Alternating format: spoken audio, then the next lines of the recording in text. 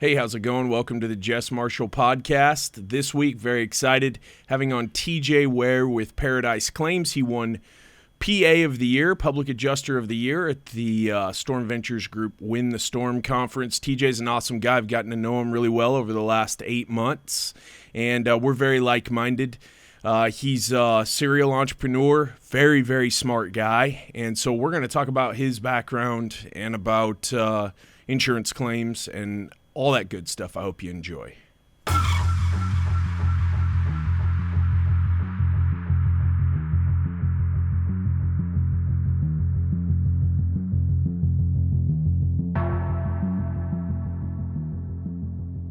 Do you know Sam Taggart? Yeah. Yeah. Mm-hmm. I took everybody over there to his deal, 2 or 3 Fridays ago when he was in Dallas? Yeah. I didn't realize that him and Dimitri were good friends, but I watched his podcast 2 or 3 nights ago. He's a pretty interesting guy, old Sam, man. Sam? Yeah, I like Sam, actually. Yeah. He's one of those out-of-the-box kind of thinker. He's very out of the box. Eccentric people I like to be around. I'm licensed in Utah. I need to go out there. There you go. And I told him that we'd spend some time together. That's cool. He's tight with John Maxwell, man. Have you seen that video of John Maxwell? They're all sitting at one of Sam's events, like an after deal. They're all all the speakers, and it gets to John Maxwell, and he goes like, "Oh, I learned 7 or 8 brand new things from Sam today." Oh, that's pretty cool. Isn't that's yeah. He's very confident, and but he's real personable too. Like at his events, Sure. he's absolutely very engaging. It's not I stand on the stage and I preach at you. Which is not an approach I like at all. I call it approachable. Yeah. Right? I always want to be approachable. For sure. And some of the people that are very successful, that I have the most respect for in this industry and related industries, are the ones that are very approachable. Yeah, you don't feel like you're inconveniencing them or Sure. getting big-timed by them.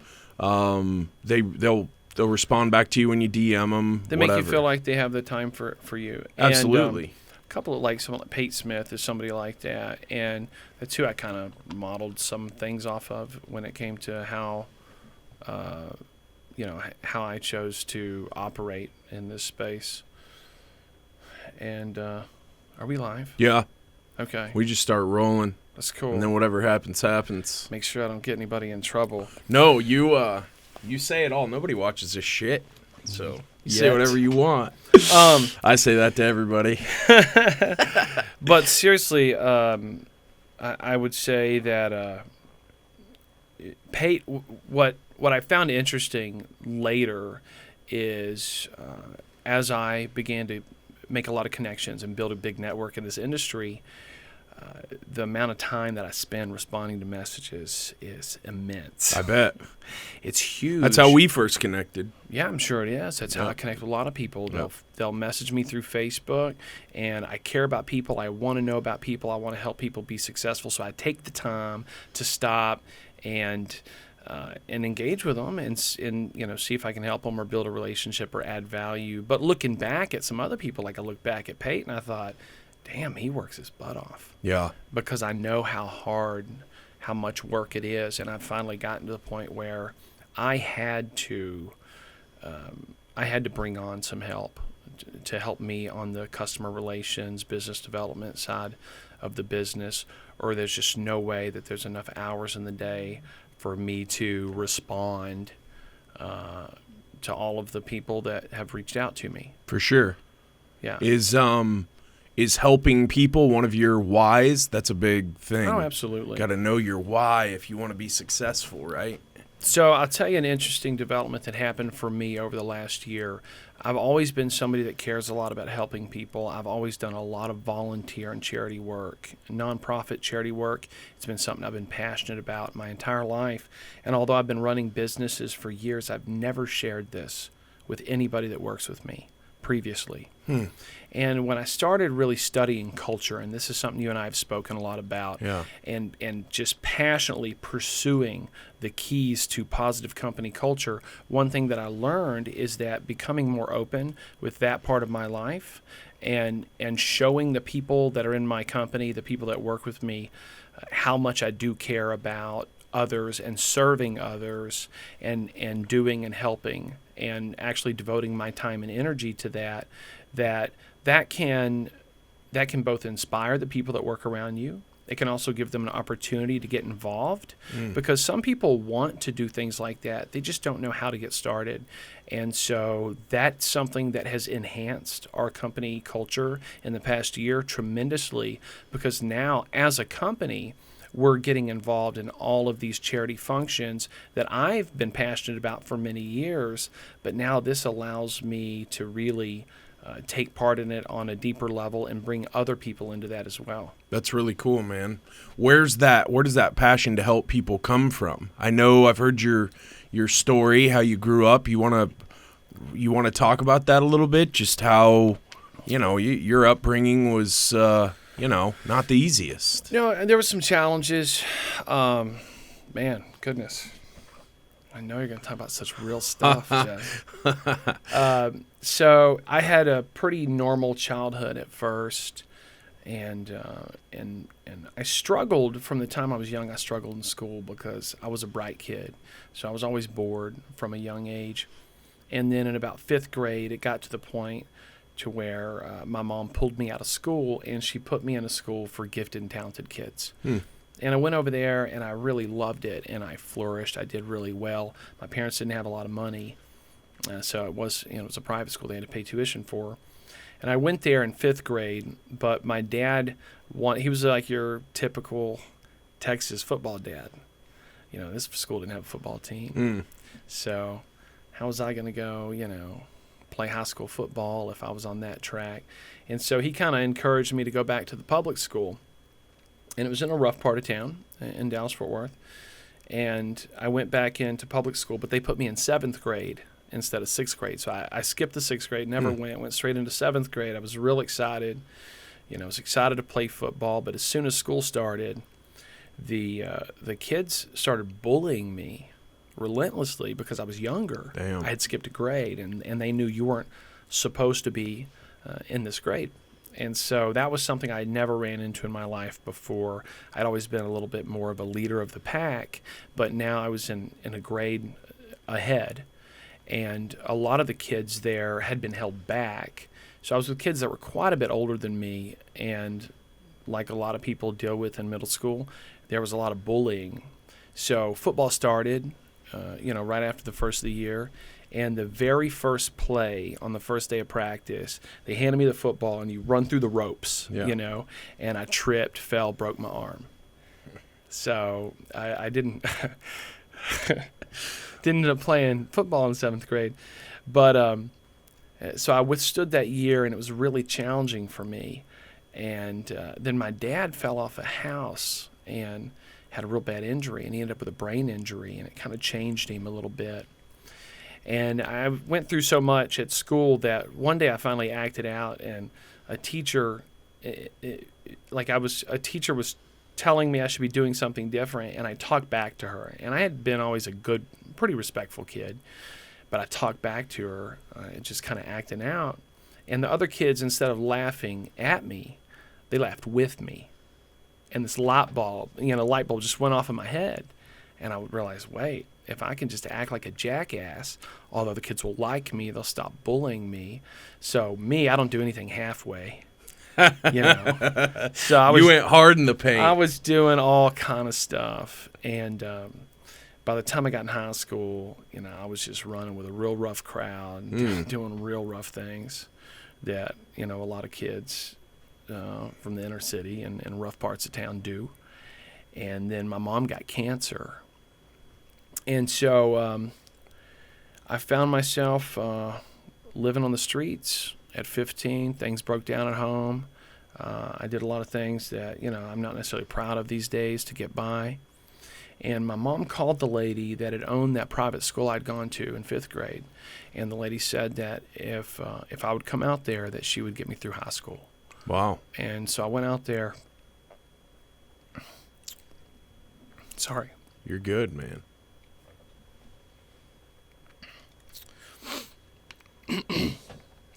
And I graduated right after I turned 16. So she was able to just fast track the rest of my high school. And so, at least I had a high school diploma. Yeah. But I was out there working full time, barely 16.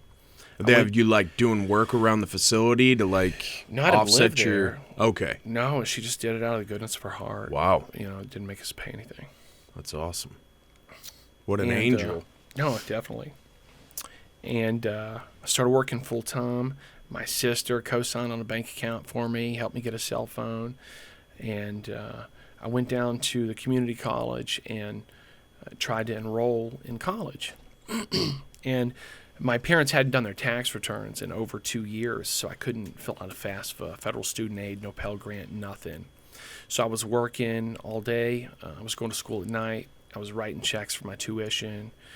And I didn't really see life going anywhere. And I was still running with a rough crowd and involved in some things, trying to make money. I've always been a bit of an entrepreneur, but I didn't have a lot of legal ways to pursue that when I was young. So in this strange turn of events, I met this girl, and her dad was this big attorney, and I had never met anybody with any amount of money in my life. And this was an exciting new world. And despite being a hood rat, like I was well-spoken, I always was, and I didn't dress like a thug, even though a lot of my friends did. I just never did. That was never my thing. And they would make fun of me because I'd go to work and I'd come over, we'd be hanging out after work and doing whatever, and they'd make fun of me, call me penny loafer, right? Real prep. You were wearing all the preppy stuff. I was. Yeah. But that was because I wanted to be successful in life. And I didn't know what that meant yet, but I knew that I didn't want to be stuck there forever. And I ended up working for the Justice Department as a clerk at 16 for the U.S. Attorney's Office in Fort Worth. And I started there shortly before 9/11. And so 9/11 happened. And it wasn't long after that I just didn't see a way for me to get out of the place I grew up. I didn't know how I was going to be able to make that transition. And so on my lunch hour, I walked down and I joined the Marine Corps. Wow. And I was 17 at that time. Had you been thinking about that for a while, or was it a... Not really. I knew a guy that was doing it, and I never thought it would be... That's pretty spontaneous. It was spontaneous. That could be one of my flaws, spontaneity. Or one of your strengths. At times. And so they had to track my parents down to sign the paperwork. And my parents finally signed. And my mom was recovering from cancer. She's still alive now. But at that time, it was really hard to be on my own at 17 and try to balance work and school and everything. So I went to the Marine Corps. I shipped off in the summer of 2002 and went through all my initial training. Originally, I was going to be in the reserves. And I thought that would give me some money for school and give me some direction. But being in the middle of wartime, I didn't really spend any time in the reserves. I spent most of my time on active duty. And then I came back to Fort Worth after some of my initial training, after my job training and combat school and all of that. And my mom's friend helped me buy a truck. So I got a new truck. I mean, it wasn't brand new, but it was a nice-looking truck. And I went down to Hooters. To meet some waitresses, and I did. The waitress that came to my table, we kind of struck up a conversation, and we had some mutual connections, and we ended up hitting it off. And I found out a little later, she blew me off a couple times, and I found out that she had a boyfriend off at college, and I had an apartment, and I told her, I said, listen, she had never come over. I said, listen, you got to make a choice. Like, it's him or it's me. And she had just met me. And she came over to my apartment, never left. That's awesome. So here we are. What a closer. Here we are going on 10 kids later. Yeah, man. That's amazing. So you heard that right, folks. Yeah. We'll probably get to that part in a minute. But so we got married January 10th of 2004. I went to Iraq on February 6th. And then I was in a bad rocket attack on March 18th. Yeah. And so that changed life a lot for me. Yeah, I bet.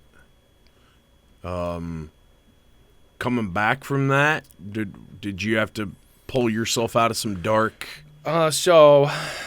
mental places? No, man, I'll be honest with you. So what happened was I was in a partial hospitalization program for a while here, and I've been to Bethesda, Naval Medical Center. I was at Corpus Christi, Naval Hospital in Corpus Christi, and then eventually the Navy Marine Corps had a sharing agreement with the Veterans Affairs Hospital in Dallas, and so I was put in a partial hospitalization program there for a while and worked through brain injury stuff, post-traumatic stress disorder, and they had me on all kinds of medication, and I was just almost like a zombie. And so I eventually, what happened was I got a medical discharge, and I'd met with like a DAV rep. There was a veterans rep, and he said, no, they need to medically retire you. But at the time, they were very reluctant to do that. So they discharged me with a little bit of severance pay, and they said the VA will take care of you. And the VA had a backlog of 700,000 claims at that point. And so we had bought a home. We had bought our first house, and our house got foreclosed. We lost both of our cars. We lost everything that we had before we ever saw a dime from the government. What the fuck? Yeah, it was a bad thing. So it ended up in this big lawsuit called the Sato trial, and all these veterans sued the federal government. I wasn't part of the lawsuit, but I was part of the judgment. I think 1,200 veterans had their cases re-examined, and a federal judge found that the government, the military, cared more about their budget than they did about the troops. And so if we would have been medically retired, that would have taken away from their bullet buying budget. But if they sent us to the VA, that comes from another budget.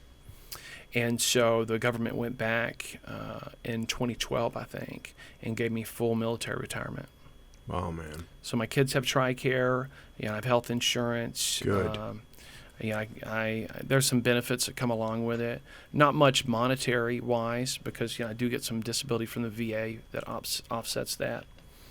But they at least worked in the direction of making it right. Yeah. But unfortunately, when we hit those hard times after I got back from Iraq, at one point I had started using drugs, and I got strung out on methamphetamines really badly for a couple of years. And I almost lost everything.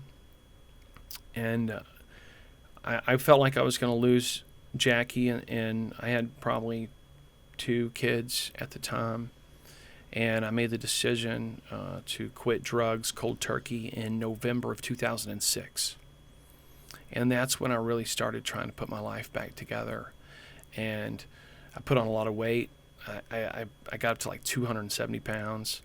And, coming off the drugs and going through that changes and trying to readjust to life, after going to war and things like that. And it took a few years for me to find myself, and Jackie, provided me so much support. She always stood by me, always. That's awesome. And it took a long time, and I went back to college and started a business, started a fencing business, and we did a lot of different things for a while, just searching for ourselves. I did some nonprofit work. Went back to college for professional aviation, had to get off of all the psych meds to be able to qualify for a medical for aviation.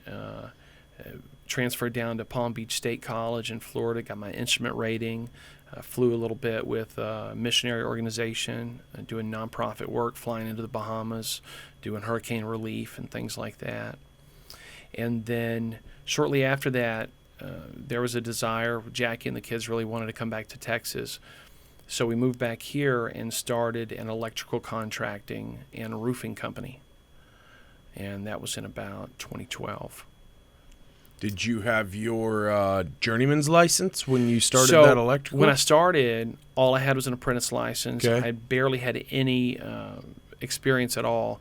But what I did is I hired electricians. I hired a master electrician that worked for the company full time, and I just started hustling and learning. I'm a real fast learner, so I'd work all day and then I would read all night. Back then it was forums, internet forums. That's how you learned how to do a specialized trade, in 2012 or something like that.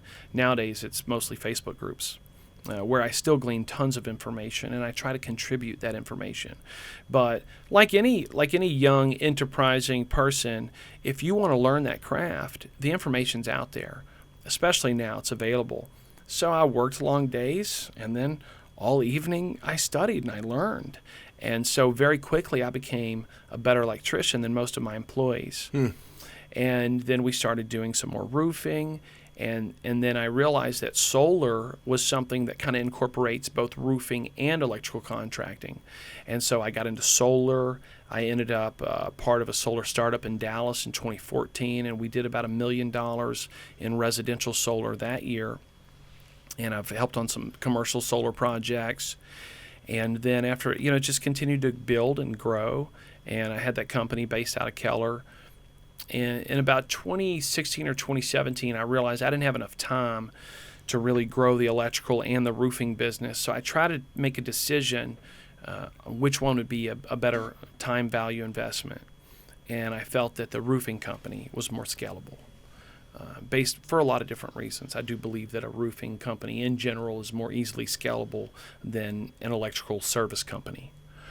And so I tried to sell the electrical business, was not able to find a buyer for just that part of the business, and ended up closing it down in about 2016 and just focusing on roofing. And so over the next couple of years, I built up a roofing company. We had 24 reps at one point, just doing a few $1 million a year, mostly shingles. And it was an interesting experience. And it really, exposed me a lot to the insurance restoration industry that you and I talk about a lot. And then I ended up selling that company in 2018, shortly after I started our public adjusting firm. And I've just focused on Paradise Claims ever since, and I've been loving every minute of it. That's awesome. You went over a lot there. Yeah. That's a lot. Yeah. Just hearing your story, there's a lot of adversity in that story. There's a lot of tough times that you fought through, a lot of uncomfortable stuff that you had to climb your way out of. I think so, but that's something you and I were talking a minute ago about interesting people, successful people. And, I found a common thread. Most people that are successful have overcome a lot of adversity in their life. This is true. And they almost see adversity as an opportunity. Things get tough, and they're like, "Well, this is when I shine. So bring it on." Even in our personal lives, every period of personal growth that we go through as people usually comes after a deep valley. Mm-hmm. Yeah. What is your secret to hanging in there, sticking with it? I've had a great partner. Yeah. I've had a good wife there supporting me. The good Lord looking out for you there, man. Definitely. Probably that's it. Just God's provision mostly. But I don't give up very easily. So I just stick with it. I was just talking to somebody yesterday, like Lake Charles for us. I think everybody saw us get in over our head a little bit in Lake Charles. And fortunately, we fought through it. And I fought through it despite losing employees and deals going bad. We just kept fighting through it. And eventually, we overcame and prevailed and grew out of that situation. So just stick with it, I guess, right? Yeah, for sure. Do you lean on your faith quite a bit? I do. I would say not as much as I would like to. In certain ways, not as much as I used to at times in my life. And so that's probably a part of my life that I would like to be stronger in. But I definitely have a deeply seated worldview when it comes to, my belief system. And ultimately, I believe that that's probably definitely carried me through some of the low points. Yeah, I bet. What happened when you first became a father? How did that change you? Oh, man. I first became a father right after I got back from Iraq. So it was a really weird time for me. It was a very, very challenging time for me. I remember laying in the hospital room after he was born and jumping up, kind of being almost in the middle of like a flashback from the war and wanting to grab him and run out of the building. So my firstborn was kind of born at definitely a really challenging time in our lives. But I was definitely, it was a life-changing experience, when he came into this world, and it showed me, I had a sense of responsibility from the very beginning. And, Jackie and I have continued to have children, and we have a very large family. And I know that that's a big part of the driving force behind why I work as hard as I do, without a doubt. Yeah, to provide for them and give them opportunity. An opportunity that maybe you didn't have growing up. I make them work. Yes, you do. I've never given my kids much. I give them opportunity. Yeah. Because, that's all I think that's all I think anybody deserves is opportunity. Sure. You don't deserve success just because you exist. I do believe everybody deserves an opportunity. And there's some people that don't have much opportunity, and that hurts me.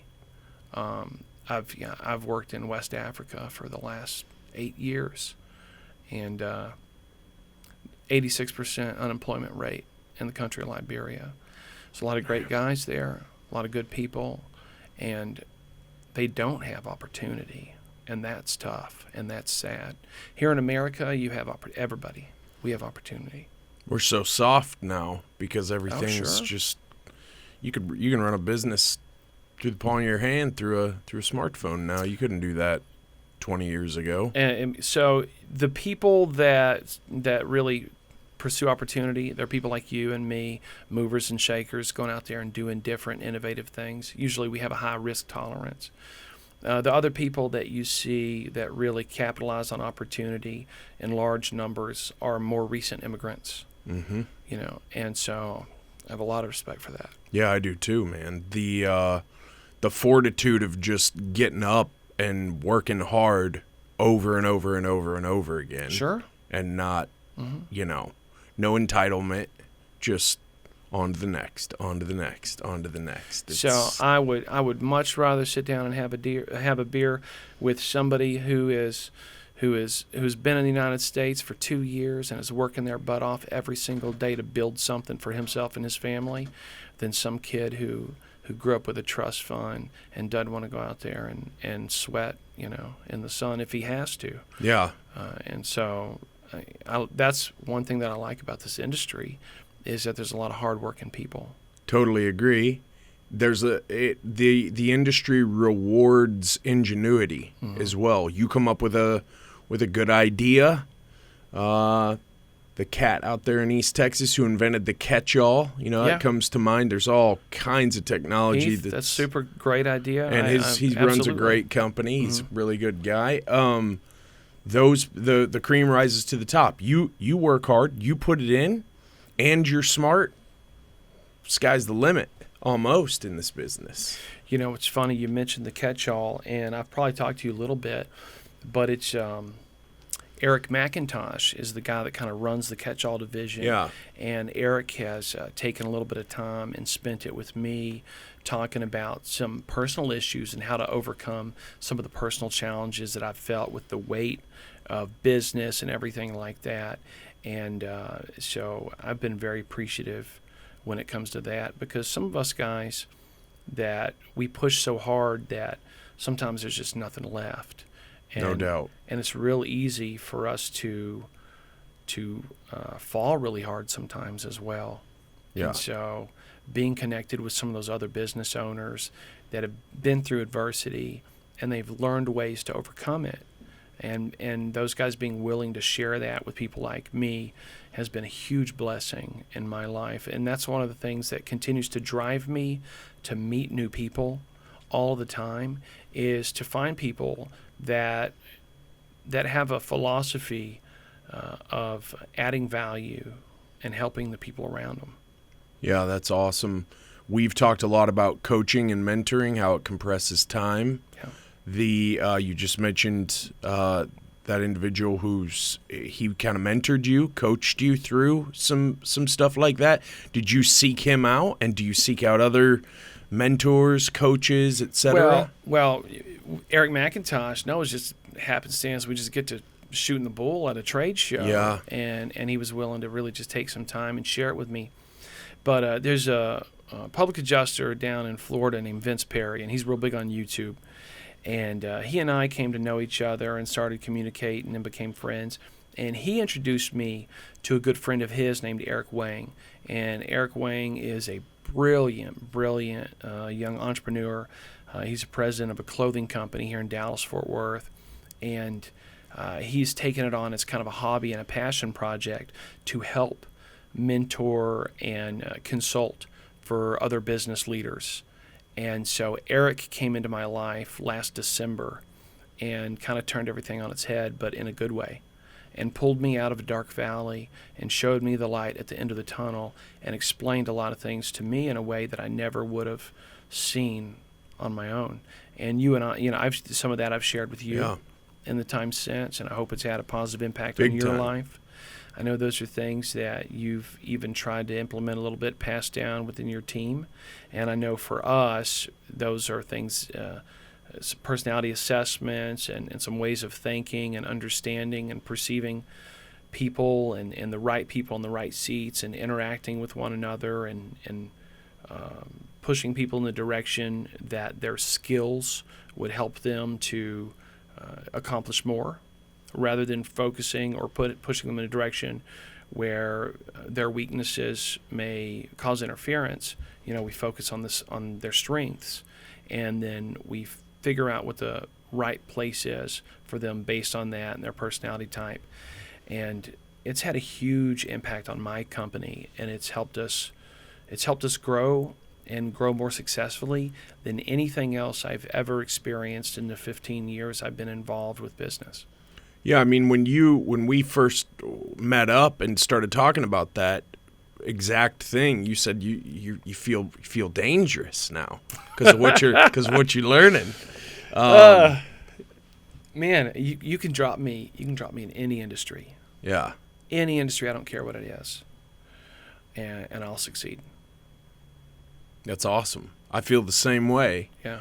Obviously, finding good people is something that every business owner wants to do. That's probably one of the top questions whenever there's an industry-specific event and there's like a CEO panel on stage, right? It's, well, how do you find your people? How do you find your people? Sure. And you and I have talked about so much about what you would do differently if you went back to the contracting game, because that's where you came from. That whole hire, slow, fire, fast thing, and the identification of talent and bringing people in who share your core values. It's trending in our, as our industry integrates more, right? Where we all talk way more now than we did even 5 years ago, right? Sure. And you notice that some of the most successful people in this industry are very fast to share knowledge and experience and hope with the younger or the less successful. At least I noticed that. Definitely. Reach out to somebody you're like, geez, that guy's got it figured out. And he will, if you say that to many of those guys, they'll go, I don't have shit figured out, man. Yeah. I'm figuring it out. It's humility. It is. And it's an abundance mindset too, right? Absolutely. I'm not going to, I didn't find a secret, now I'm going to hoard it to myself. It's not a zero-sum game. Right. Right. And so I make it a principle of mine that I don't really try to engage in business with people that have a zero-sum mindset. And of course, explain what you mean by zero-sum mindset. So that means that in every transaction, people that believe in a zero-sum, that have a zero-sum mindset, believe there's a winner and a loser in every deal. And not in my deals. Yeah. Like the way that I run things, the way that I do business, no matter what business I'm in, is I want it to be a win-win-win for everybody involved. I want that to be a win for everybody involved. If it's a win-lose proposition, then I'm not making a friend on the other side. I'm making an enemy, right? And how are we going to have teamwork and collaboration if I'm damaging or hurting somebody, making them lose? That's not the way that I want to live my life. And I've found that most of those people that you talk about that have the humility to open their mind up and learn and work with other people and that abundance mindset, they would probably think in a similar way as I do and look for those opportunities to work synergistically with people for increase, right? Yeah. And that's what we do, and that's what our target is, and we work with people that have that similar mindset.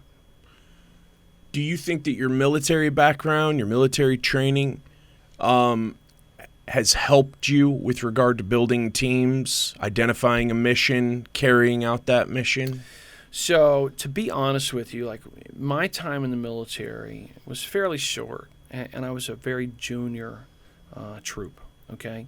Now, in initial training, I was a squad leader, and I was meritoriously promoted for graduating basic training as a squad leader. I was a guide in combat training and a class leader in MOS school. But when it came to the real world and I was deployed, I was a very, very junior troop. And I would have liked to have seen what it would have been like to develop through some leadership training in the military. But unfortunately for me, that wasn't that really wasn't an opportunity. For me, building teams has probably been the hardest thing I've ever done.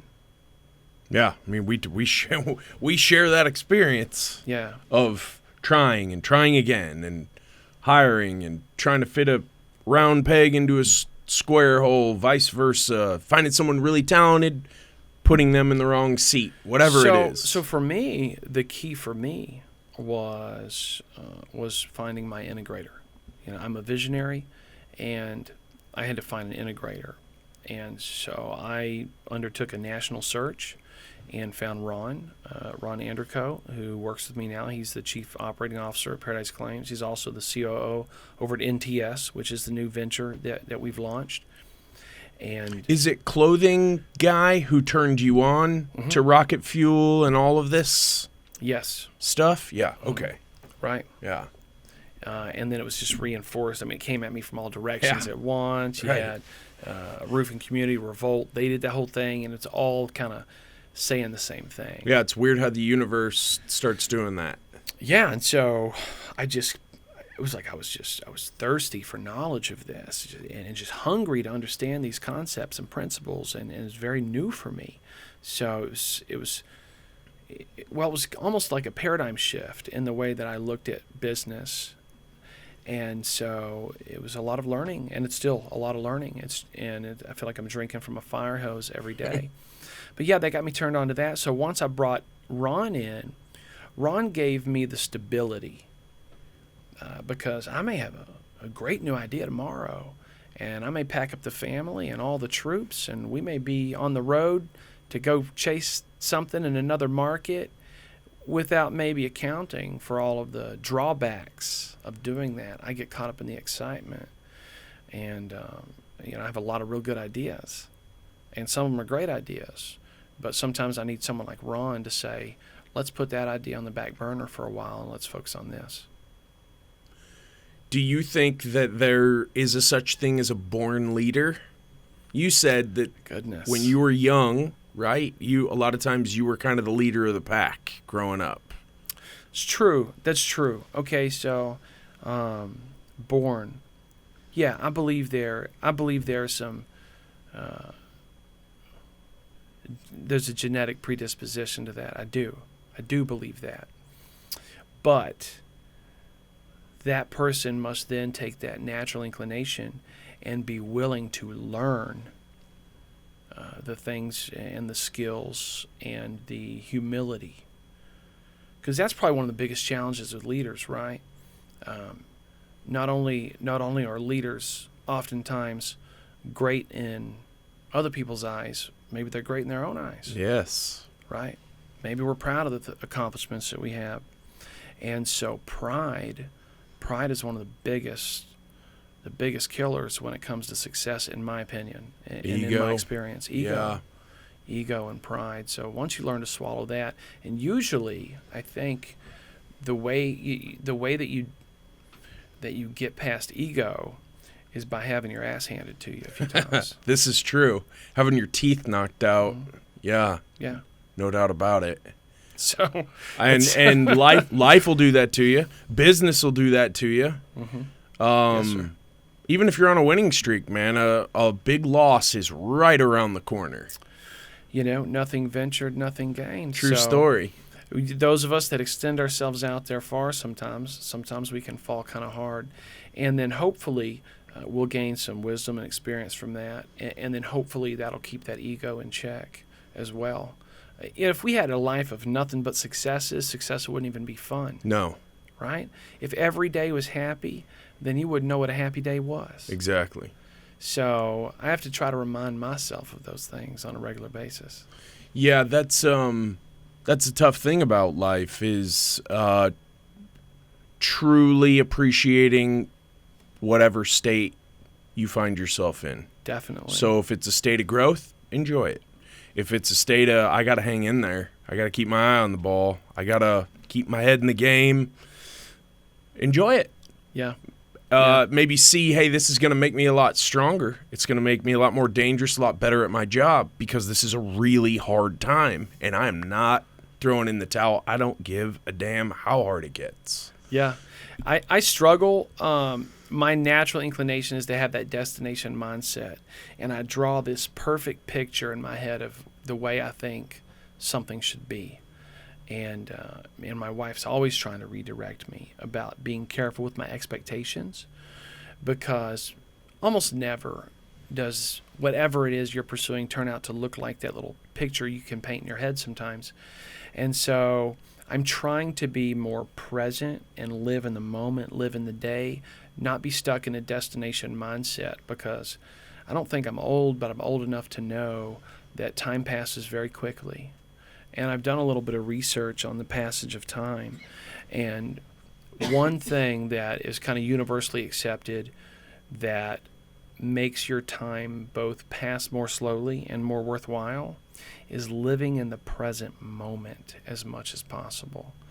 And so I'm trying to learn the exact thing that you just described, but it's a challenge for me. Yeah, man. I don't know if it's easy for anybody, right? I mean, we all have our head in our phones a lot, and we all are watching the highlight reels of all of our friends or people we follow or whatever. And so I think our perception of reality is becoming more and more skewed about, well, this guy's always winning. What am I doing wrong? And then you compare yourself, and you end up not doing yourself any favors when you do that. Hey, I'm on a path, and I can't compare my path to your path. Sure. It's my path, right? And I'm gonna do if I do my best today, then I can sleep well tonight. If I mail it in today, tomorrow I'm gonna regret that. Mm-hmm. So I'm gonna do my best. Yeah. What's it like leading a team, a successful team? Do you feel the pressures of, like, I got to set a good example. I got to bring the energy. I got to bring the juice. I know you and I talked once, and you said sometimes when you're having a bad day, you've found that you find yourself at work and you've brought the bad day in the door with you. And you've worked to try to, bring more. Sometimes you got to put on a brave face when you're the leader, right? You got to be like, hey, chips are down, but doesn't fuck with us, I've even encouraged Ron to coach me some, and so that takes a lot of humility, man. It does. Yeah, sure it does. To allow him to pull me aside and close the door and say, and he's very respectful, and he says, "Can I say a few things to you?" Yeah, he said, "I'm not trying to upset you. No, go ahead." and he'll say, you might want to do this instead of this. And of course, I gotta swallow that humble pill at that moment. And I have so far. And the reason is, I told Jackie, I'd be a fool to search nationwide, find somebody, and then pay them what I'm paying them to come down here and then not listen to them, right? And I take into consideration what he says, and it's usually very good and valid input. And I say, thank you, Ron. I will work on that, and please don't be afraid to pull me aside. And yeah, that's challenging. But for a guy like me who's used to being in charge, if that's just unfettered, then, it can be hard to remember that humility, and then you're not seeing that personal improvement. And so there are days where I can be a little bit moody. And part of those personality assessments that we go through, that's probably, to me, one of my weakest parts about me is that I do have a tendency to be moody. I don't like that. But one thing that I learned is that there are people that are highly logical people, and they reason through and think through every decision and everything. And then there are people that are very impulsive, and they just make decisions quickly. Now, there are a lot of really good things about logically thinking through everything that you do. But what I've found is that those people that are more impulsive make a lot of gut decisions. We use our intuition. And to be honest with you, growing up on the streets as a kid has helped me a lot and given me a lot of intuition when it comes to reading people and reading situations, which has helped make me very successful in business development. Wow, yeah, that's great perspective. That's hey, this is where I ended up as a young person growing up, and instead of going, I wish that wasn't that way, it's wow, look at what that taught you.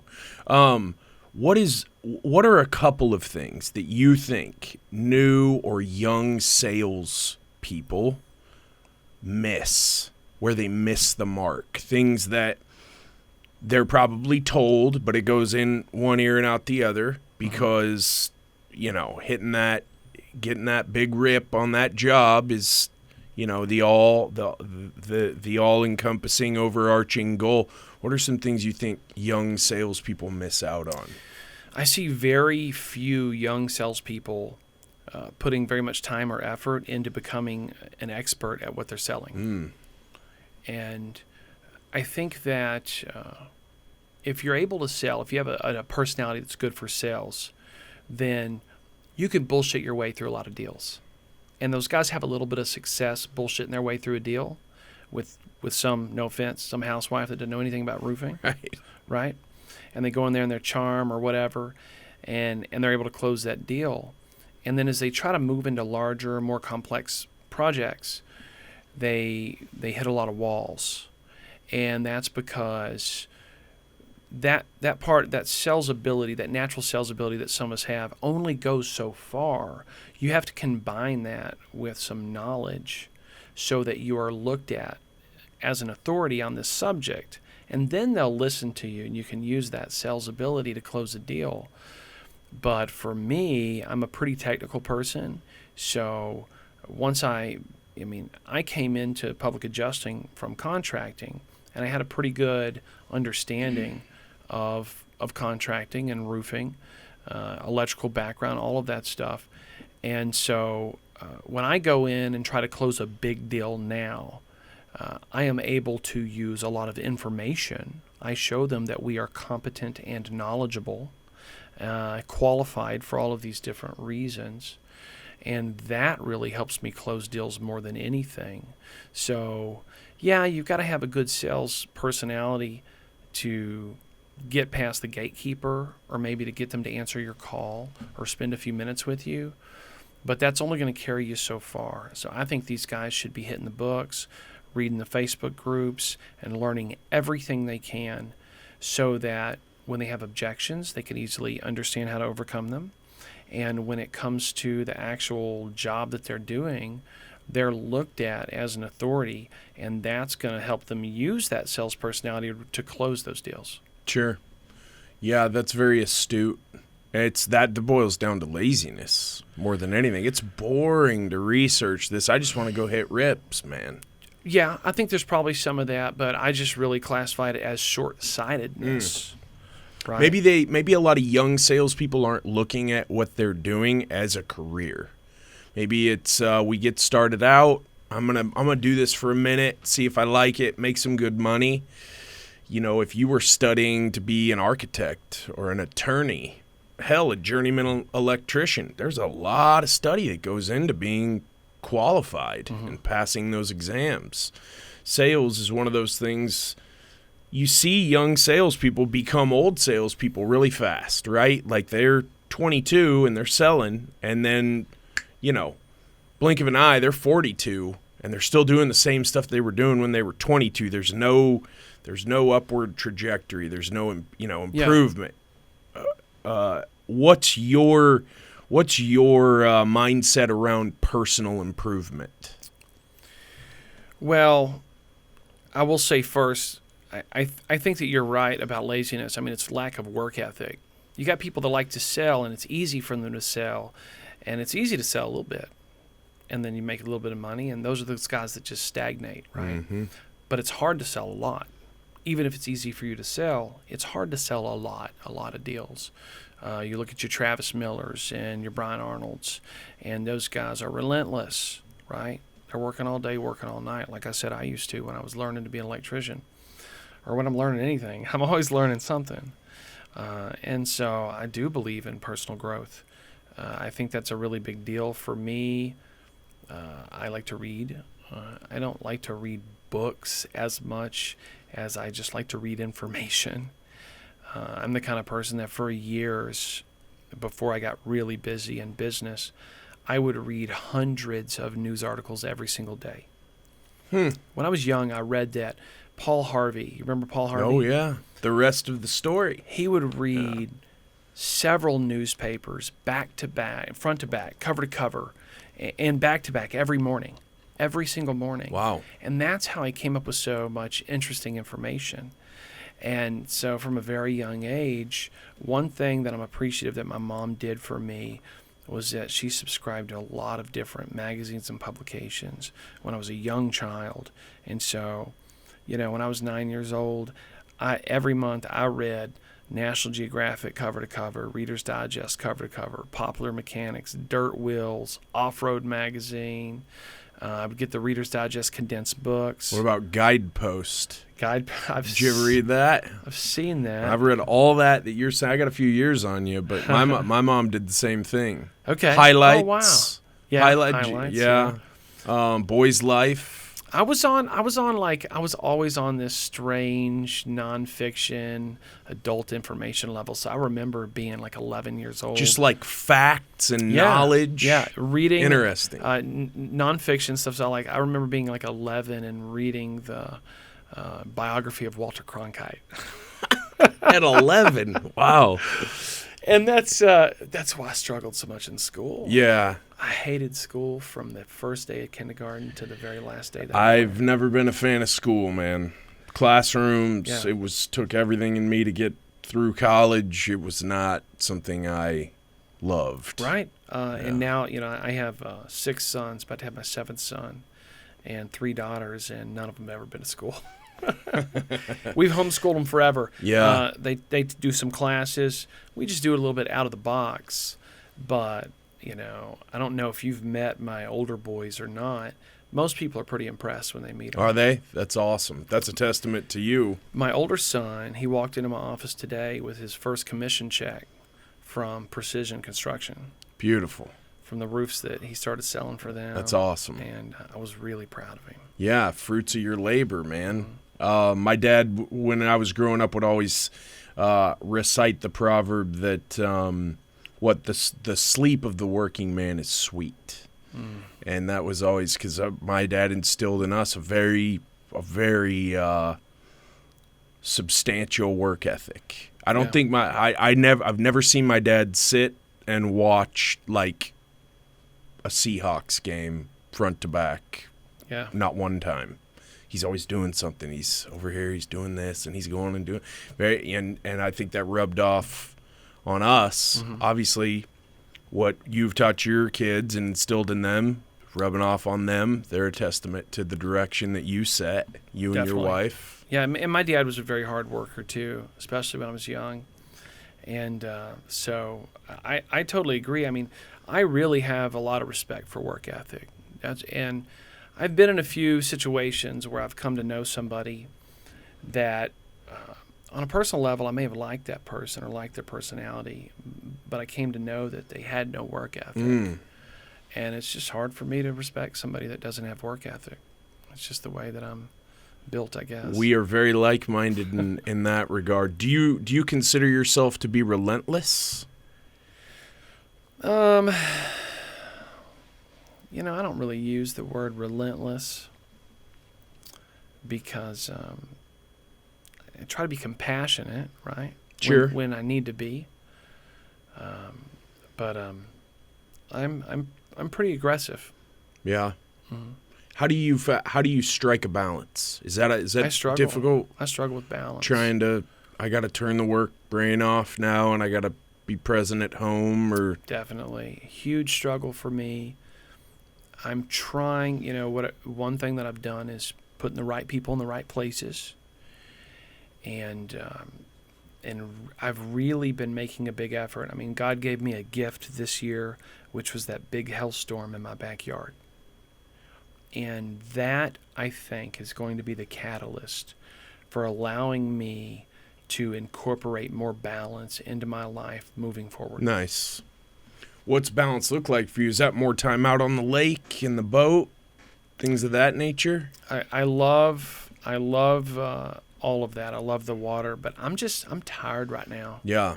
I'm exhausted. The last year I've ran harder than I've ever ran in my life. Mm-hmm. And it's taken me longer to feel refreshed. And so I really just want to be at home a little more for a while. Nice.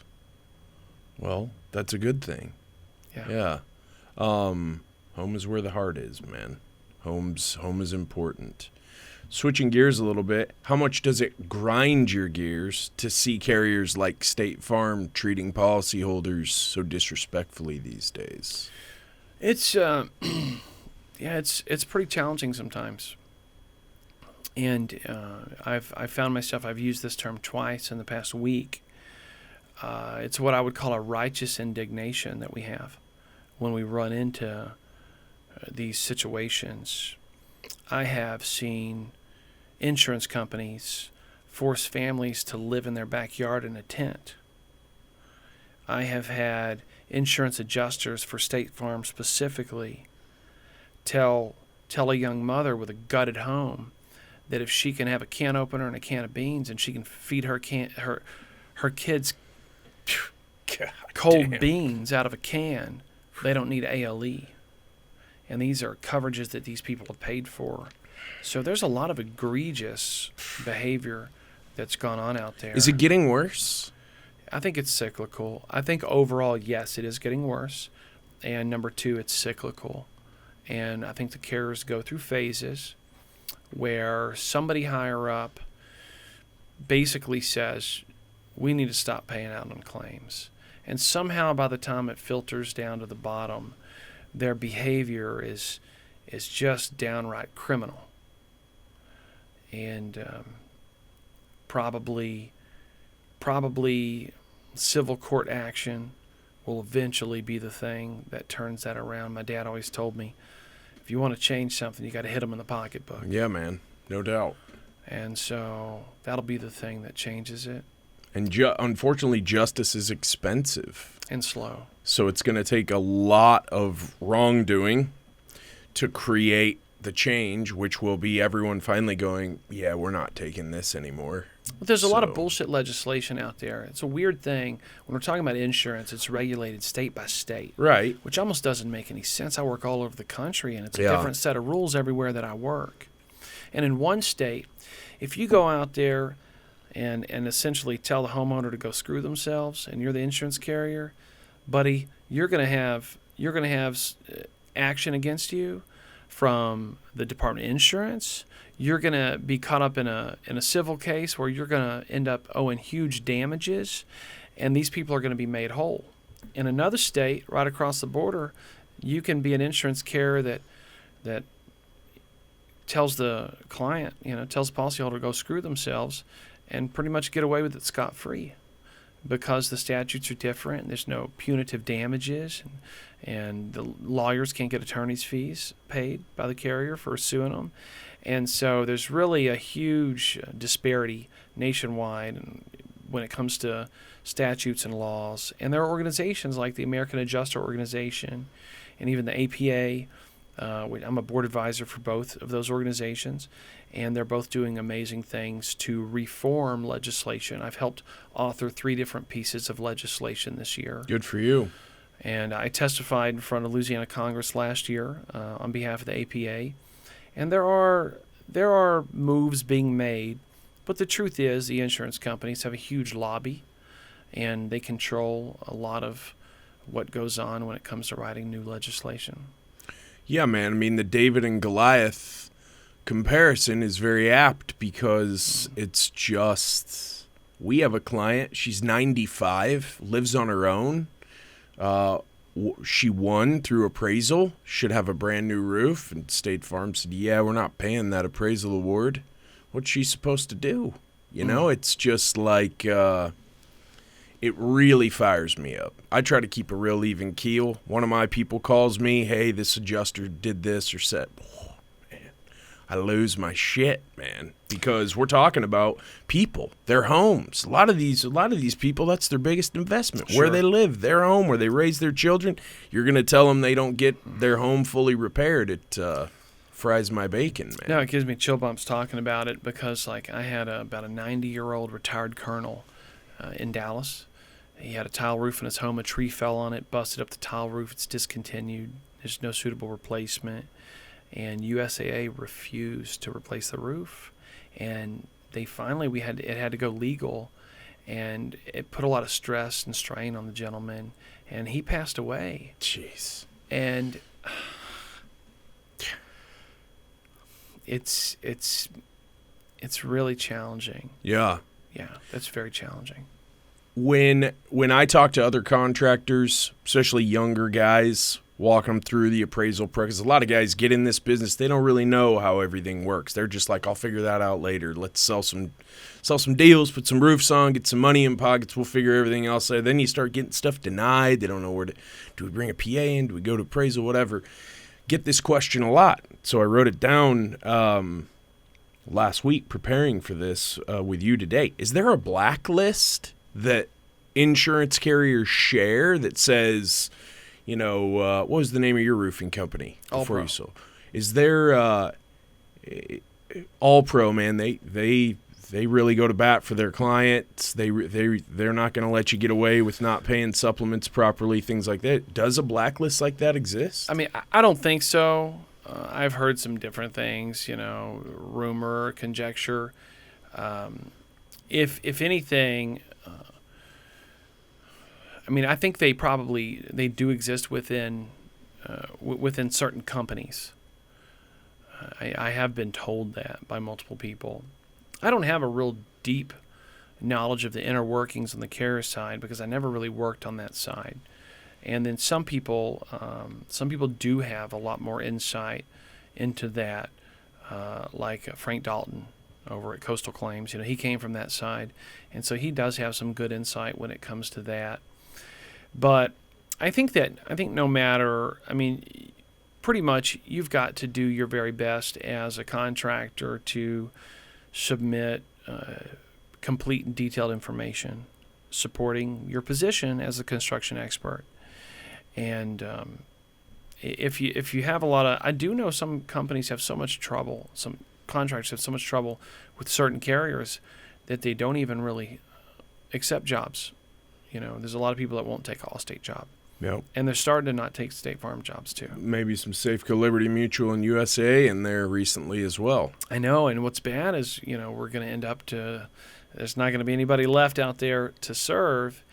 And it's interesting, but the insurance companies, they do so much advertising. I tell everybody that they say, well, who's the best at handling claims? So, well, I'll tell you who's the worst at handling claims. It's usually the guys that spend the most money advertising, which obviously they have issues with customer retention. And that cyclical nature kicks in when eventually their cost-benefit analysis shows them that their claims handling and customer service is causing them to have to do so much advertising. They're spending so much money in acquiring new customers that it would make more sense for them just to pay claims a little bit better and have better ratings amongst customers. And then so the decision to start doing the right thing has nothing to do with doing the right thing. It has to do with what benefits their bottom line. Yeah. There's this really weird dichotomy. As a contractor, got to be ethical, can't run off with somebody's money, got to do what you say what you do, blah, blah, blah. Carrier, who everyone trusts, I've been with XYZ carrier for 30 years. My grandpa was with him. My dad was with him. They never have their feet held to the fire. And I'm not over here, crying because this is how we make our living. But it's just very disturbing that it doesn't seem like anyone's really standing up for the policyholder. Well, two things. On a macro level. Two things I would say. Number one is the APA. I'm a member. It's making huge progress. They really are. American Policyholder Association.org, making huge progress, but a lot of people have been impatient, and there's a lot of work going into the framework of the organization, educating attorneys general and district attorneys, many of whom I've met with personally, explaining to them that fraud is committed by insurance carriers in addition to, just like on the policyholder or contractor side. Doug Quinn, the executive director, always says there's a certain percentage of the population who's willing to commit fraud. And so that also extends to the insurance company side. The other side of that is what we're seeing is also a natural reaction to the internet. And this has to do with some things that we talked about earlier. The internet allows for quick and wide dissemination of information. It has allowed people like me to reach tens or hundreds of thousands of contractors nationwide. It allows us to broadcast this podcast over YouTube and stuff. And it's allowed and taught a lot of contractors how to capitalize on insurance claim work.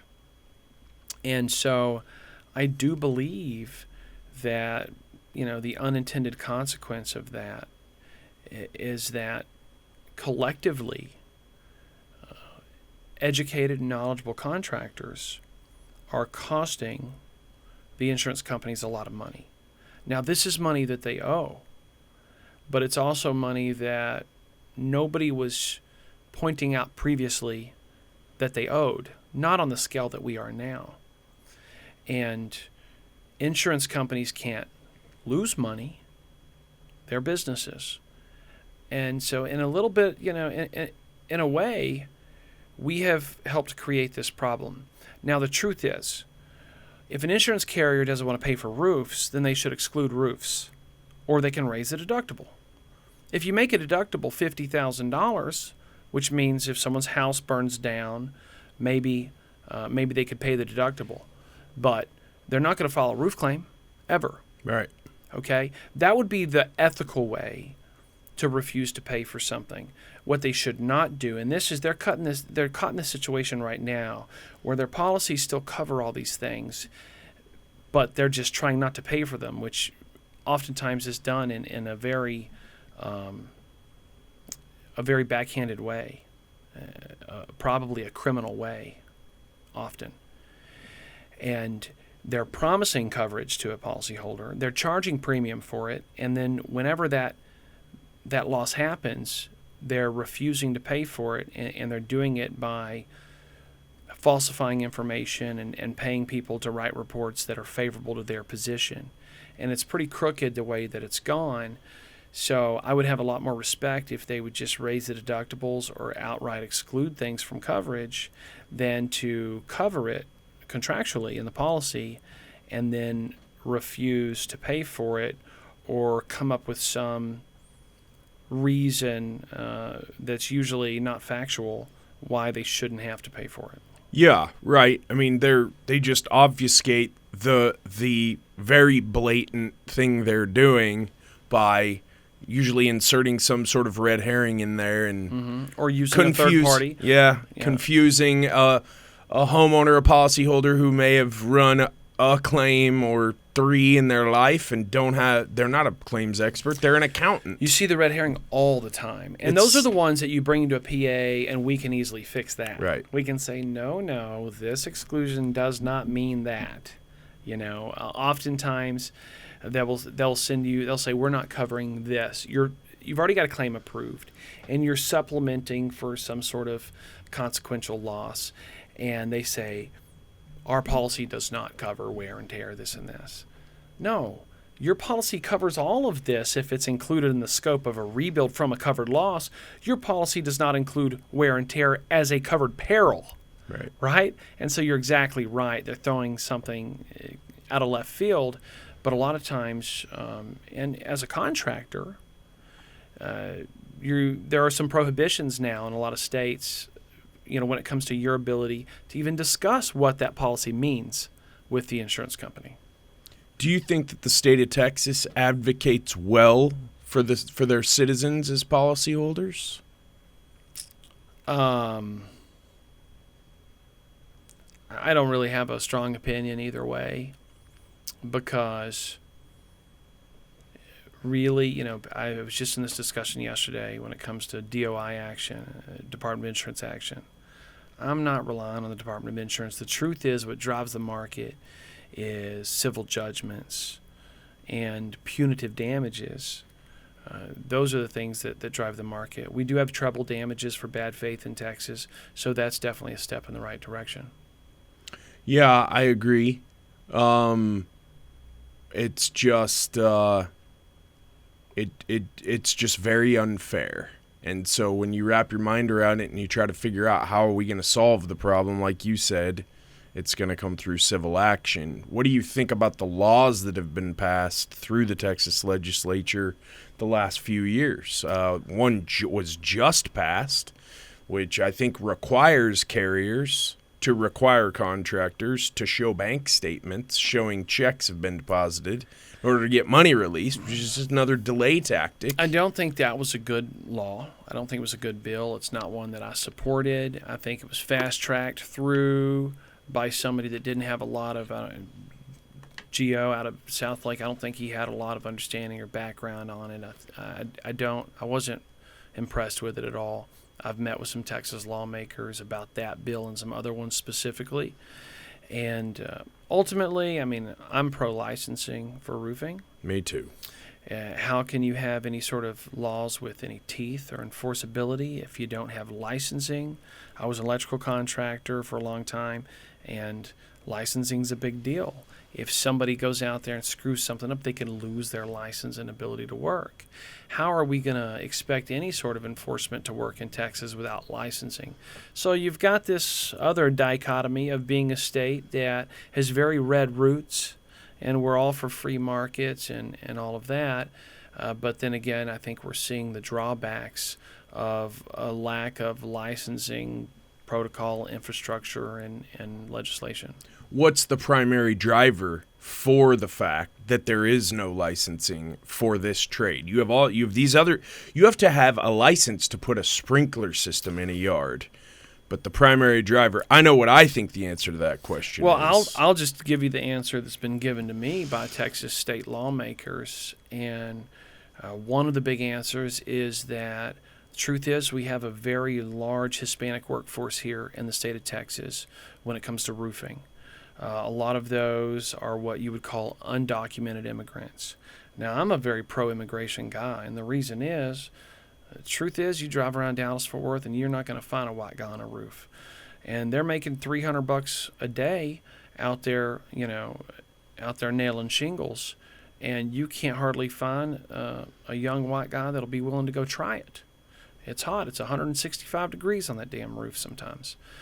And what that has done is it's created a vacuum in the market, and that's encouraged more and more undocumented immigrants to come in, and now they fill the labor space for roofers. So when you're talking about roofer licensing, are you talking about licensing anyone who's on a roof, or is that the sub crew, or is that the general contractor? So if it's the sub crew, which that could possibly extend to, then how do you license all of those guys that don't have any documents? I've been told that that's one of the barriers behind the adoption, and it makes sense if you think about it. You've mentioned this to my team, and you came and spoke at one of our team lunches. What are the three main groups of people that get discriminated against, if not targeted, by most carriers? Well, the truth is, I do see minorities and non-English speaking people commonly discriminated against when it comes to claims handling. It's talked about openly with public adjusters, amongst each other. And as a matter of fact, there's a gentleman, Mr. Chavez. He is a professor at a university in Houston, and I've worked as a consultant. He's putting together data that has to do with that, and in support of that, showing how Latinos have been discriminated against by the insurance companies when it comes to this. And it covers some other things as well. But there is data to support this, and I have had multiple situations where we've had clients, or I know of other public adjusters that have had clients that have, let's say, Middle Eastern names. And the insurance companies have turned them over to their special investigations unit without just cause. No reason except as what appears to me to be an intimidation tactic. So people that are poor, uneducated, immigrants, and just in general of low socioeconomic status have a higher chance and likelihood of being discriminated against by insurance companies. It's just ridiculous that we're even saying this and that it's true and that it's a known fact. Those people usually are more reluctant to hire attorneys to sue insurance companies, and their property values are lower, their rebuild costs are lower, and so for the insurance companies, I think that they've learned that they can push those people around and have very little recourse for doing so. Yeah, they never get punched back. Right. Young contractor looking for public adjuster. What does the contractor and the homeowner, what do they need to be looking for in the public adjuster they want to hire? What are some things to look for and some red flags? Just my phone number is all they got to look for. Yeah. Actually, I guess I would just say, find somebody that fits well with you. Reach out there, spend some time with somebody. We're a very small field. We're a tiny industry. Most of us know each other. None of us have a huge capacity for residential. I'm sorry. It just is what it is. All the time people come to me and say, well, if this public adjuster is not going to take all my residential claims, I'm not giving them my commercial ones either. And I say, listen, I understand exactly where you're coming from. But you have to understand, in a state like Texas, we have a 10% fee cap. I can't legally charge the policyholder more than 10% of the claim. Okay? Now, because the way that we run our business and we compensate our people and we do a lot of nationwide large loss, I'm probably losing money on a $20,000 or $25,000 claim. I will lose money. Mm-hmm. Okay? That's not how my business is set up to be able to make money off of small residential claims. So that would be like me telling you as a roofer, hey, I want you to come roof this doghouse, and I'm going to give you 100 doghouses to roof, right? All on different days. And if you're not going to roof those, then I'm not going to let you roof this commercial building either. Mm-hmm.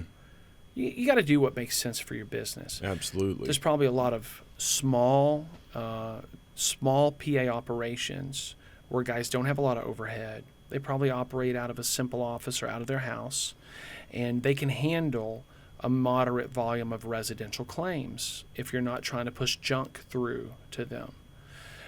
And that might be a good fit for a smaller contractor. Or if you are a contractor that does a lot of large commercial, you're going to want to find somebody that has some experience working large commercial and has good quality adjusters and probably a good team of people. You're not going to want to hire a one-man show to go handle some large commercial loss. And so depending on your business style and your personality and the type of business that you're going after and the volume, all of that is going to depend.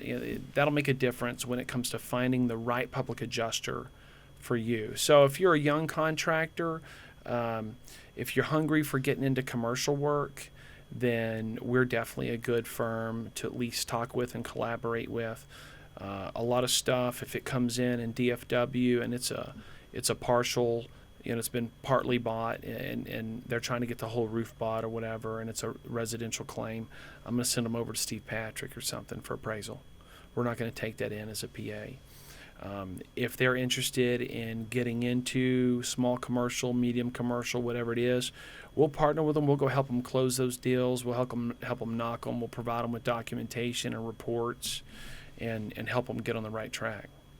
Do you feel like your background as a contractor gives you an advantage over other PAs that you compete against? Because you understand what we on this side struggle with and grapple with daily? Undoubtedly. Last week, our company training, one of the things that I did, and I do this from time to time, is I train my public adjusters how to run the numbers for roofers and come up with a gross profit margin, right? When's the right time to say, okay, we're close enough on this claim? Okay, that we'll settle for this. We'll recommend that we go ahead and accept this settlement. When is the right time to do that? Well, the truth is, we want to make sure that everybody wins. Remember that synergistic win-win-win thing. We want to make sure that all of the property owners' needs are met and that the contractor is still able to make a good margin after our fees are taken out. And so it's important on our side that we understand those factors. I've heard there are PAs or law firms that take files and they go settle them for 50 cents on the dollar. How are you supposed to complete that project at that point? I don't know. Neither do I. Right? So, yeah, I came from that background, so absolutely I empathize. And also my knowledge of roofing and of electrical contracting and solar and some of the other things that I've done in the past definitely give me a lot of confidence and knowledge. And a lot of PAs did come from the contracting side. So that's probably a good quality in a PA. Solar, which I know you were into before it was the fad, which it is now, is becoming very popular, at least more mainstream than it was. You see solar on quite a few more houses than you did even 24 months ago. Lots of commercial buildings. Yeah. The solar game is an interesting one. Is that something you've thought about getting back into that business in any way? I dabbled back in it a little bit about a year and a half ago with a guy that I'd been in business with previously. And he's a good friend of mine. We just didn't work right together. We didn't work well together. Now understanding the personality assessments and things like that, and even going through that experience, I would never get back in that situation with somebody that I didn't work well together with.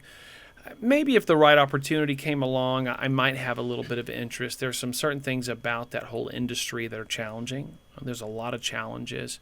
There is some money. There's continual growth in the industry. I'm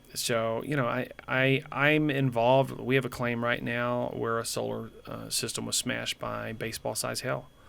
And so I like working it just enough from this side of it. And even if I became heavily involved again in the solar industry, then I wouldn't be able to work any claims where my companies were involved in the solar. So for me, being a contractor for the short period of time I was a contractor and a public adjuster did create some conflicts in Texas for me. And so I'm glad to just be wearing the public adjuster hat right now. But I wouldn't completely rule out being involved in contracting at some point down the road. Right on. What is a common mistake you see a lot of contractors make? You meet with contractors locally here in Texas, but you're at a lot of the conventions and conferences. What's a common mistake you see made by a lot of restoration contractors? I would say cocaine. Yeah. The contractor For groups, real. Everybody parties a little hard and sometimes a little too hard. Okay. And that can have an effect on both your business and your personal life. For sure. When I was a contractor, I can't tell you how many times my subcontractors would come and tell me that another company, they couldn't get paid, and they'd see the roofer's truck at the strip club at night, Yeah. but they couldn't get their invoices paid for the labor that they did. And so letting your life get too out of balance in those ways can definitely have a huge impact. Being afraid of door knocking, there's a lot of different ways to bring in inbound stuff these days. But at least in the meantime, until you've established that, get out there and knock those doors. Knock some damn doors. Knock some doors. Don't be Yeah. afraid of it. Right. It's still the tried and true gold standard, in my opinion, for an industry like roofing. Yeah, man. The most successful guys in sales in this business either knock them themselves or have people who knock them for them. I mean, it's a big part of the deal. You won PA of the Year through Storm Ventures Group at the Win the Storm conference. Mm-hmm. What did that mean? What did that win mean to you and your company?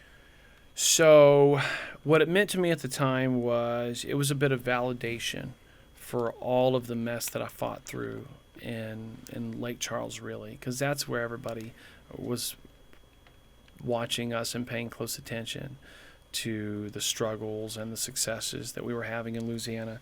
So that gave me some validation, because it's no secret that it took a toll on my family to do that.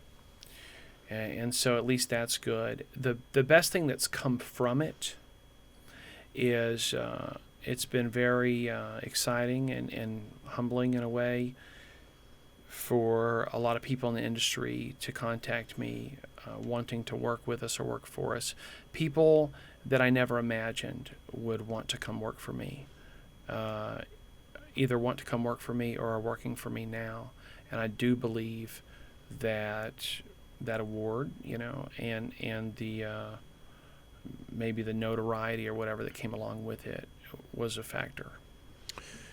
Talk about the evolution of the roofing and restoration community in the last 5 years, which is really when this, you can't call it a revival, because nobody talked to anybody 10 years ago, ever. Right. Is that, can you really attribute most of that to social media? I think so. I really do. I think that people like Anthony Delmedico are visionaries. He saw that, and I know him pretty well, and he is somebody that is all about that abundance mindset, right?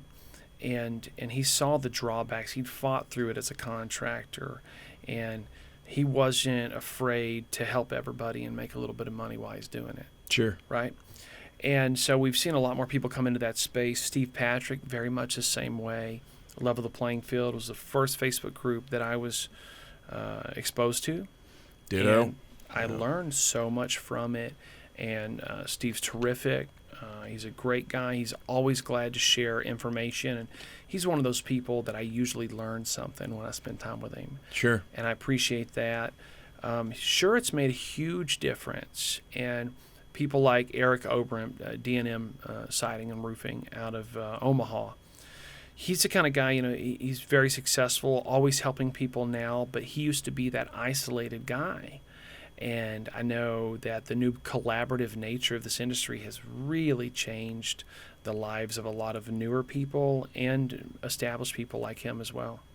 When you were running your contracting businesses, and that was back kind of before the advent of all of this collaborative climate that we're in now, did you ever feel isolated, alone, down?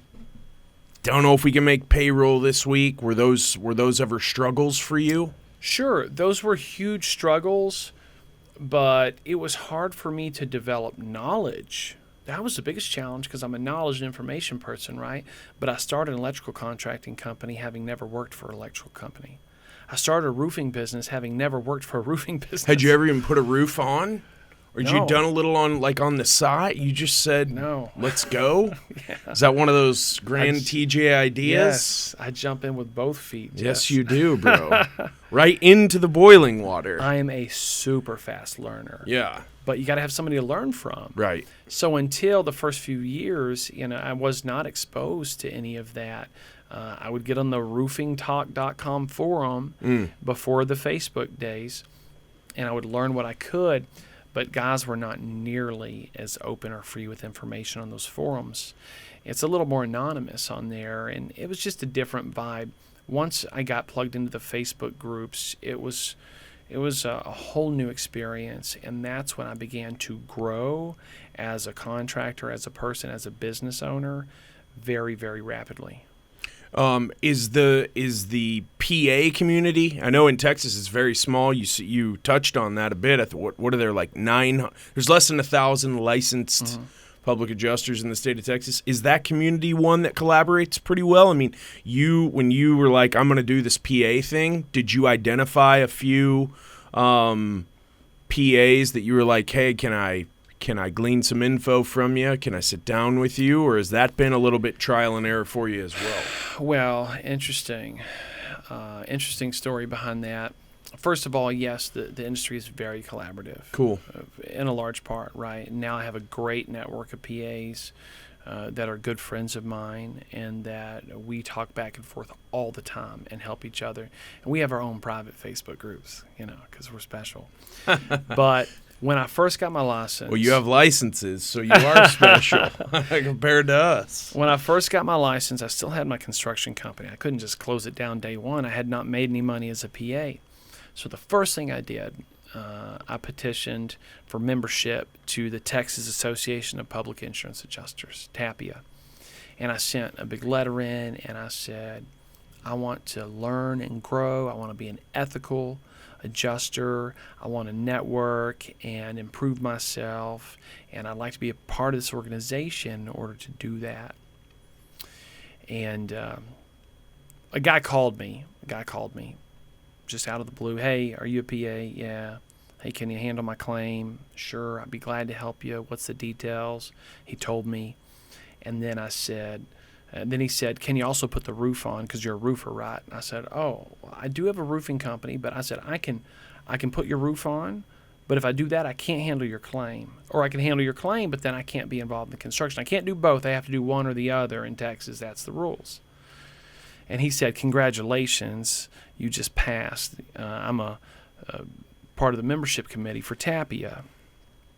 And he said, I'm a PA. I also do some contracting, but it's very unpopular at TAPIA, and there's a lot of people that aren't going to want to have you on TAPIA because you are a contractor. And I said, well, it's legal. Oh, yeah, but they don't like contractors. And they blackballed me from membership because I had a construction company. And there was nothing I could do about it at the time. I couldn't get rid of my construction company. I wasn't making money as a PA yet. But that showed me how collaborative they were. And how inclusive of new people they were and what their mindset was. And so once I identified organizations other than the APIAs, those are the organizations that I've stuck with, because I do believe that there are some people within the public adjusting world that are anti-contractor, and those aren't the people that I want to be associated with. And I also know that there are people within the public adjuster organizations that say they're trying to make a change. But my own personal experience was what it was. And so unfortunately, the first group of people that I reached out to to try to develop more professionally rejected me very quickly because I wasn't the idea of who they wanted to be part of their group. Since then, there have been other PA firms that have really made great strides in the industry. Cal Spoon, who is traditionally known as a bulldog, that always is fighting with insurance companies, and he kind of had a certain reputation where I was, Cal Spoon, everybody was kind of afraid. And then I think he pushed himself pretty hard to reach out to other public adjusters, and him and an attorney, Sean Hodge, they started a public adjuster boot camp, and it's really helped to unify a lot of public adjusters. Cal and his wife Melanie have done a lot to try to help other people in the industry. They do a lot to help policyholders, so that's been terrific. Skipton, public adjusting firm out of Arizona, they do classes and train other PAs now. And then C3 out of Denver, they've done a lot of things to really reach out to other public adjusters, to train them, to give them information and resources, and a lot of it's free. And they've done that, and it's really helped everybody in the industry. And I can tell you that a lot of those people that run those organizations are my personal friends now, and so I go to those groups for help and for assistance and for encouragement, and those groups are there now to help people that are new PAs develop and learn, because there is no established school to become a public adjuster. Yeah. It's traditionally been kind of a difficult thing to break into. Yeah, kind of a fend for yourself, study, maybe get some reading material, take the test. Yeah. And you don't know what you don't know, so probably very early on a lot of public adjusters are disadvantaging their own clients. Sure. Doing them a disservice without even realizing it. If you had to do it all over and you went back and started a roofing company, would you originate every claim with a public adjuster, especially given the new legislation? Your big challenge for a long time is going to be volume. Yeah. Right. Public adjusters just can't do the volume that roofers can do. And that was obviously a design with HB 2103 that you can't discuss policy as a contractor anymore. Yeah, which I'm in disagreement with. I don't support the UPA legislation. I never have. It's my understanding that the insurance industry and some public adjuster organizations did support that legislation. Right. And those might be the public adjusters that are a little more anti-contractor. I don't know. I tell other PAs that if the contractor is your biggest competition, you're doing something wrong. But a lot of them do see the contractor as competition. Now, it's true that a contractor with no knowledge of policy could go out there and disadvantage a client or a customer as well, right? But the problem with those bills, the UPA legislation, is that it leaves a huge part of the consumer market unserviceable and unserviced. It really does. And so what's the workaround there? Is the workaround the lump sum estimate and contract approach? Some people would say yes. My personal opinion is no. Is the workaround signing a proof of loss that's notarized with photos and an estimate? You're probably going to get yourself in trouble as a contractor trying to get involved in that. Because by the letter of the law, that needs to be handled 100% by the policyholder. It kind of needs to be their idea. Policyholder or a public adjuster or an attorney. I think you could probably really create some exposure for yourself as a contracting company to get heavily involved in creating or issuing proofs of loss. Back to the lump sum approach, which is gaining a little bit of traction, but I think the jury's still out big time in terms of a sample size, knowing whether or not it works enough to scale your business or change your systems and processes to go that route. Is that mostly because adjusters on the other end don't know what they're reading if they're not reading an exactimate estimate? So, I don't want to step on anybody's toes. I'm just asking you. Yeah. I'm just going to tell you, there's a lot of people that are big proponents and cheerleaders of the whole lump sum method. From my experience, my belief is that oftentimes those cheerleaders, because they're passionate about that idea of lump sum estimating, that they overstate their success. Yeah, so it definitely seems too good to be true. And like you and I both know through trial and a lot of error, probably, if it is too good to be true, 99.9% of the time it is. We don't, as a firm, use lump sum estimating, and there's probably a reason. Right. People watching this want to reach out to you, whether they're contractor, property owner, whether it's homeowner or commercial building owner. How can they reach you via email, website, So Facebook? I'll tell you, a lot of people will initially reach out to me on Facebook. I can't really accept any more friends, but So popular. yeah, well, I hate it actually because I want to connect with a lot more people, but I have trouble cutting people. I don't know who to get rid of. Yeah, you got to go through and look for the least amount of mutual friends, I guess. Yeah. So message me through Facebook, whether we're friends or not. I'll still get the message. I check my other box. You can always call us, 800-419-3994. Visit paradiseclaims.com. You can contact us through the website. And you can email me directly, tj@paradiseclaims.com. I'm very responsive. I'm always glad to connect. I'm always glad to review a claim for free.